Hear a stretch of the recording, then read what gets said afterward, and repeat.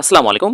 সম্মানিত শিক্ষক, শিক্ষার্থী এবং অভিভাবকবৃন্দ, আজকের এই নতুন ভিডিওতে সবাইকে স্বাগত জানাচ্ছি। আবারও নবম শ্রেণীতে বিভাগ বিভাজন উঠে যাচ্ছে। 2026 সাল থেকে এটা কার্যকর হতে যাচ্ছে। এ নিয়ে কাজ করছে শিক্ষা মন্ত্রণালয় এবং এনসিটিবি। যেমনটা নতুন কারিকুলাম প্রণয়নের সময় নবম শ্রেণীতে বিভাগ বিভাজন তুলে দেওয়া হয়েছিল। নতুন কারিকুলাম অনুযায়ী নবম দশম শ্রেণী পর্যন্ত শিক্ষার্থীরা 10টি অভিন্ন বিষয় পড়বে। একবারে একাদশ শ্রেণীতে গিয়ে বিজ্ঞান, মানবিক ও ব্যবসায় শিক্ষা বিভাগ পড়বে। 2025 সালে আবারও নতুন কারিকুলাম স্থগিত করে পূর্বের মতো নবম দশম শ্রেণীতে বিভাগ বিভাজন চালু করেছে সরকার। তবে আবারও এই বিভাগ বিভাজন তুলে দেওয়ার সিদ্ধান্ত নিয়েছে সরকার। 2026 সাল থেকে শিক্ষার্থীরা দশম শ্রেণী পর্যন্ত অভিন্ন 10টি বিষয় পড়বে। এ বিষয়ে এনসিটিবির কর্মকর্তারা কি বলছেন আপনাদের সাথে শেয়ার করছি। এনসিটিবির একাধিক কর্মকর্তাও এই পরিকল্পনার কথা জানিয়েছেন। একজন কর্মকর্তা বলেন, পড়ার জন্য মোট বিষয় থাকবে 10টি। এর মধ্যে বাংলা, ইংরেজি, গণিত, তথ্য ও যোগাযোগ প্রযুক্তি বা আইসিটি, ধর্ম বিষয়ের মতো 5 থেকে 6টি বিষয় বাধ্যতামূলক রেখে বাকি বিষয়গুলো উন্মুক্ত রাখা হবে। বাকি বিষয়গুলো থেকে পছন্দ করে নির্ধারিত সংখ্যক বিষয় বাছাই করবে শিক্ষার্থীরা। সম্মানিত দর্শক, এ থেকে বোঝা যায় 2026 সালে যারা নবম শ্রেণীতে উঠবে তারা বিভাগ বিভাজন পাবে না, তাদেরকে 10টি বিষয় পড়তে হবে। এর মধ্যে বাংলা, ইংরেজি, গণিত, তথ্য ও যোগাযোগ প্রযুক্তি বা আইসিটি ও ধর্ম শিক্ষা, এই 5টি বা 6টি বিষয় বাধ্যতামূলক রাখবে, মানে এই বিষয়গুলো সবাইকে পড়তে হবে। আর বাকি যে বিষয়গুলো সেগুলো উন্মুক্ত রাখা হবে, যেমন পদার্থ, রসায়ন, উচ্চতর গণিত, জীববিজ্ঞান, পৌরনীতি, ইতিহাস, ভূগোল, বাংলাদেশ ও বিশ্ব পরিচয়, হিসাব বিজ্ঞান, ব্যবসায় শিক্ষা, ব্যবসায় উদ্যোগ। এই বিষয়গুলো একেবারে উন্মুক্ত রাখা হবে। শিক্ষার্থীরা পছন্দ মতো 4টি বা 5টি বিষয় বেছে নেবে। যদি 6টা বিষয় বাধ্যতামূলক রাখা হয় তাহলে শিক্ষার্থীরা আর 4টি বিষয় বেছে নিতে পারবে। আর যদি 5টা বিষয় বাধ্যতামূলক রাখা হয় তাহলে শিক্ষার্থীরা আর 5টি বিষয় পছন্দ মতো বেছে নিয়ে মোট 10টি বিষয় পড়বে নবম দশম শ্রেণীতে। ধরুন, কোনো শিক্ষার্থী যদি চায় সে পদার্থবিজ্ঞান পড়বে, উচ্চতর গণিত পড়বে, এরপরে হিসাব বিজ্ঞান পড়বে, তারপরে অর্থনীতি পড়বে বা পৌরনীতি পড়বে, চাইলে সে এই বিষয়গুলো নিয়ে পড়াশোনা করতে পারবে। এক্ষেত্রে কোনো ধরনের বাধা ধরা নিয়ম থাকবে না। বলুন তো, যদি এই নিয়মটা কার্যকর হয় তাহলে কেমন হবে? এই বিষয়ে ঢাকা বিশ্ববিদ্যালয়ের শিক্ষা ও গবেষণা ইনস্টিটিউটের অধ্যাপক এস.এম. হাফিজুর রহমান বলেন, বাইরের দেশের ফর্মুলা হঠাৎ বাংলাদেশে বাস্তবায়ন করা কঠিন। এখানে এমনিতেই অনেক শিক্ষার্থী শিখন ঘাটতি রেখে পরবর্তী শ্রেণীতে যায়। এখানকার শিক্ষকদের মধ্যেও দুর্বলতা আছে। এই অবস্থায় এত নিচের ক্লাসে এত বৈচিত্র্য আনাটা ঠিক হবে কিনা সেটি আরো ভাবতে হবে। সম্মানিত দর্শক, এই বিষয়ে আপনার মতামত কি অবশ্যই কমেন্ট করে জানাবেন। আমি আপনাদের সাথে এতক্ষণ যে বিষয়গুলো বললাম এই বিষয়ে প্রথম আলো সহ বেশ কয়েকটি পত্রিকা প্রতিবেদন প্রকাশ করেছে। চলুন প্রথম আলো পত্রিকার সেই রিপোর্টটি দেখে আসি কি বলা আছে সেখানে। আপনারা স্ক্রিনে দেখতে পাচ্ছেন, নবম শ্রেণী থেকে আবারও বিভাগ বিভাজন তুলে দেওয়ার পরিকল্পনা। 4 জানুয়ারি 2025 খ্রিস্টাব্দে এই প্রতিবেদনটি প্রকাশ করে প্রথম আলো। এখানে বলছে, নবম শ্রেণী থেকে আবারও বিভাগ বিভাজন তুলে দেওয়ার পরিকল্পনা করছে শিক্ষা বিভাগ। পরিকল্পনা অনুযায়ী নবম শ্রেণীর শিক্ষার্থীদের জন্য কয়েকটি বিষয় বাধ্যতামূলক রেখে অনেকগুলো বিষয় উন্মুক্ত রাখা হবে। সেখান থেকে শিক্ষার্থীরা তাদের ইচ্ছা অনুযায়ী নির্ধারিত সংখ্যক বিষয় বাছাই করতে পারবে। আগামী শিক্ষাবর্ষ থেকে এই পরিকল্পনা বাস্তবায়নের উদ্যোগ নেওয়া হচ্ছে। এটি হলে এবছরের মতো বিজ্ঞান, মানবিক ও ব্যবসায় শিক্ষা বিভাগ বলে আলাদা নামে বিভাগ থাকবে না। একজন শিক্ষার্থী তার কেরিয়ার পরিকল্পনা অনুযায়ী চাইলে বাধ্যতামূলক বিষয়গুলোর বাইরে পদার্থ রসায়ন বিষয়ের পাশাপাশি অর্থনীতি বা অন্যান্য বিষয় বাছাই করে পড়তে পারবে। নতুন শিক্ষাক্রমের আলোকে গত বছর নবম শ্রেণী থেকে বিজ্ঞান, মানবিক ও ব্যবসায় শিক্ষা বিভাগ তুলে দেওয়া হয়েছিল। তবে এই প্রক্রিয়ায় বিষয় নির্বাচনের ক্ষেত্রে কোনো স্বাধীনতা ছিল না। সব শিক্ষার্থীকে বাধ্যতামূলক 10টি অভিন্ন বিষয় পড়তে হতো। পরিকল্পনা ছিল দশম শ্রেণী পর্যন্ত সবাইকে অভিন্ন বিষয় পড়িয়ে একাদশ শ্রেণীতে গিয়ে বিভাজন হবে। এক্ষেত্রে উচ্চ মাধ্যমিকে বিজ্ঞান, মানবিক ও ব্যবসায় শিক্ষার বিষয়গুচ্ছ থাকবে। তবে কেউ বিভাগের বিষয়গুচ্ছকে প্রধান হিসেবে নিয়ে যদি মনে করে তার অন্য বিষয়েও আগ্রহ আছে তাহলে সেরকম বিষয় নেওয়ারও সুযোগ দেওয়ার কথা ভাবা হচ্ছিল। অবশ্য এ নিয়ে পক্ষে বিপক্ষে আলোচনা ছিল। রাজনৈতিক পট পরিবর্তনের পর নতুন শিক্ষাক্রম বাদ দেওয়া হয়েছে। পুরনো শিক্ষাক্রমের আলোকে গত বুধবার শুরু হওয়া নতুন শিক্ষাবর্ষ থেকে আবারও নবম শ্রেণীতে বিভাজন চালু হয়েছে। এতে একজন শিক্ষার্থী সেই পুরনো ব্যবস্থার মতো বিজ্ঞান, মানবিক ও ব্যবসায় শিক্ষা বিভাগে পড়বে, যেখানে বাধ্যতামূলক বিষয়ের পাশাপাশি বিভাগ ভিত্তিক নৈর্বাচনিক 3টি বিষয় নেবে। এর পাশাপাশি আরেকটি বিষয় ঐচ্ছিক হিসেবে নেওয়ার সুযোগ আছে। শিক্ষা মন্ত্রণালয় এবং জাতীয় শিক্ষাক্রম ও পাঠ্যপুস্তক বোর্ড এনসিটিবি সূত্রে জানা গেছে, এবছর থেকেই ভিন্ন পদ্ধতিতে নবম শ্রেণী থেকে বিভাগ বিভাজন তুলে দেওয়ার পরিকল্পনা করছিল শিক্ষা বিভাগ, কিন্তু প্রয়োজনীয় প্রস্তুতির অভাবের কারণে এবছর তা বাস্তবায়ন করা হয়নি।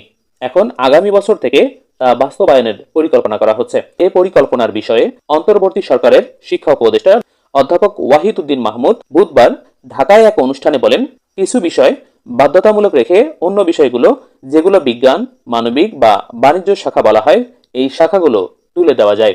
তুলে দিয়ে সবগুলো বিষয়কে ঐচ্ছিক করে দেওয়া যায়, যাতে শিক্ষার্থীরা মানবিকের পাশাপাশি ইচ্ছা করলে বিজ্ঞানের বিষয় নিয়ে পড়তে পারে। এতে ভবিষ্যতে সেই শিক্ষার্থী যে কোনো কিছু হতে পারবে। এবার এটা করা গেল না, কারণ এতগুলো বিষয় এগুলোকে ঐচ্ছিক করে দিলে বিষয়গুলোতে সময়সূচি এবং শ্রেণীকক্ষের সমস্যা হবে, কিন্তু ভবিষ্যতে এটা সম্ভব। এনসিডিবির একাধিক কর্মকর্তাও এই পরিকল্পনার কথা জানিয়েছিলেন। একজন কর্মকর্তা বলেন, পড়ার জন্য মোট বিষয় থাকবে 10টি। এর মধ্যে বাংলা, ইংরেজি, গণিত, তথ্য ও যোগাযোগ প্রযুক্তি, ধর্ম বিষয়ের মতো 5 থেকে 6টি বিষয় বাধ্যতামূলক রেখে বাকি বিষয়গুলো উন্মুক্ত রাখা হবে। বাকি বিষয়গুলো থেকে পছন্দ করে নির্ধারিত সংখ্যক বিষয় বাছাই করবে শিক্ষার্থীরা। এনসিটিবির আরেকজন কর্মকর্তা বলেন, পৃথিবীর অনেক দেশেই বর্তমানে একমুখী শিক্ষা ব্যবস্থা থাকলেও তাতে অনেক বিকল্প রাখা আছে। যে কোনো শিক্ষার্থী ইচ্ছা করলে পুরোপুরি বিজ্ঞানের বিষয়গুলো যেমন নিতে পারে, তেমনি কিছু বিষয় বিজ্ঞানের, আবার কিছু বিষয় মানবিক বা ব্যবসায় শিক্ষা সংক্রান্ত বাছাই করতে পারে। বিষয় নির্বাচনের স্বাধীনতা থাকলে শিক্ষার্থীরা তাদের ভবিষ্যৎ কেরিয়ার চিন্তা করে পড়তে পারবে। ইংরেজি মাধ্যমের পড়াশোনায় এ ধরনের ব্যবস্থা আছে। ওই কর্মকর্তা বলেন, স্থগিত হওয়া শিক্ষাক্রমে নবম শ্রেণীতে বিভাজন তুলে দেওয়া হলেও 10টি বিষয় সবার জন্য বাধ্যতামূলক করা হয়েছিল। ফলে বিষয় বাছাইয়ের কোনো স্বাধীনতাই ছিল না শিক্ষার্থীদের। অবশ্য বিভাজন তুলে দেওয়ার নতুন যে পরিকল্পনা করা হচ্ছে, সেটি বাস্তবায়নে চ্যালেঞ্জও আছে অনেক। কারণ বিষয় নির্বাচনে এত ভিন্নতা থাকলে ক্লাস নিতে অসুবিধা হতে পারে, কারণ এত শিক্ষক ও অবকাঠামো বর্তমানে নেই। যদিও এনসিডিবির একজন কর্মকর্তা বলেছেন, এখন থেকে পরিকল্পনা করে এগুলো বাস্তবায়ন করা সম্ভব। জানতে চাইলে ঢাকা বিশ্ববিদ্যালয়ের শিক্ষা ও গবেষণা ইনস্টিটিউটের অধ্যাপক এস এম হাফিজুর রহমান প্রথম আলোকে বলেন, বাইরের দেশের ফর্মুলা হঠাৎ বাংলাদেশে বাস্তবায়ন করা কঠিন। এখানে এমনিতেই অনেক শিক্ষার্থী শিখন ঘাটতি রেখে পরবর্তী শ্রেণীতে যায়। এখানকার শিক্ষকদের মধ্যেও দুর্বলতা আছে। এ অবস্থায় এত নিচের ক্লাসে এত বৈচিত্র্য আনাটা ঠিক হবে কিনা সেটি আরো ভাবতে হবে, কারণ এতে ঝুঁকি আছে। তবে বিস্তারিত পরিকল্পনা জানা গেলে এ বিষয়ে বিস্তারিত বলা যাবে। সম্মানিত দর্শক, আপনারা যারা ভিডিওটি শেষ পর্যন্ত দেখেছেন, এবার আপনাদের মতামত জানানোর পালা। বলুন তো, এই ধরনের কারিকুলাম যদি বাংলাদেশে প্রণয়ন করা যায় তাহলে কি ঘটবে? একটা প্রতিষ্ঠানে একটা শ্রেণীতে শিক্ষার্থীরা যদি পরিসংখ্যান নেয় একজন, রসায়ন নিল একজন, উচ্চতর গণিত, ব্যবসায় শিক্ষা, কৃষি শিক্ষা নিল, মানে এভাবে যদি আলাদা আলাদা ভেরিয়েশনে একজন শিক্ষার্থী ক্লাস নির্বাচন করেন, তাহলে পাঠদানের ক্ষেত্রে সেই শিক্ষা প্রতিষ্ঠান কতটা হযবরল অবস্থার মধ্যে পড়ে যাবে চিন্তা করেন। এমনিতেই বাংলাদেশের শিক্ষা প্রতিষ্ঠানগুলোতে শিক্ষক সংকট প্রচুর। তার মধ্যে এই শিক্ষা প্রতিষ্ঠানগুলোতে মানসম্পন্ন শিক্ষক নাই বললেই চলে। সেক্ষেত্রে যদি শ্রেণীকক্ষে এত বৈচিত্র্য থাকে নবম এবং দশম শ্রেণীতে, সেগুলো কিভাবে মেনটেন করবে শিক্ষা প্রতিষ্ঠান? একবার চিন্তা করে দেখেন। আমরা বাংলাদেশে যাই করি না কেন, আমাদের অবকাঠামোগত উন্নয়ন কেমন, আমাদের শিক্ষকদের কোয়ালিটি কেমন, আমাদের শিক্ষকদের জীবন মান কেমন, তাদেরকে আমরা কোন ধরনের বেতন দিই, এই বিষয়গুলো মাথায় রেখে এই কারিকুলামগুলো বাস্তবায়ন করা উচিত। তা না হলে কখনোই সম্ভব হবে না। শুধুমাত্র এই নতুন নতুন কারিকুলাম বাস্তবায়ন করতে গিয়ে শিক্ষার্থীদের মনের উপর যেরকম অত্যাচার করা হয়, এতে শিক্ষার্থীদের সামগ্রিকভাবে ক্ষতি হচ্ছে। এই যে নতুন কারিকুলাম বাস্তবায়ন করতে গিয়ে 2টা বছর শিক্ষার্থীদের জীবন থেকে কেড়ে নেওয়া হয়েছে, এতে তাদের যে শিখন ঘাটতি হয়েছে, এই নতুন কারিকুলাম বাতিল হওয়ার পরে তারা যে শ্রেণীতেই যাক, সেই শ্রেণীতে গিয়ে নানা ধরনের সমস্যার সম্মুখীন হবে। আমরা এত কিছু করতেছি কাদের জন্য? শিক্ষার্থীর ভালোর জন্য, যাতে শিক্ষার্থীরা তাদের মেধাকে বিকশিত করতে পারে এবং সেই অনুযায়ী বিশ্বে তাল মেলাতে পারে। কিন্তু আমরা এত কিছু করছি, করেও সেই শিক্ষার্থীদের ক্ষতি করছি। তাহলে ব্যাপারটা হিতে বিপরীত হয়ে গেল না?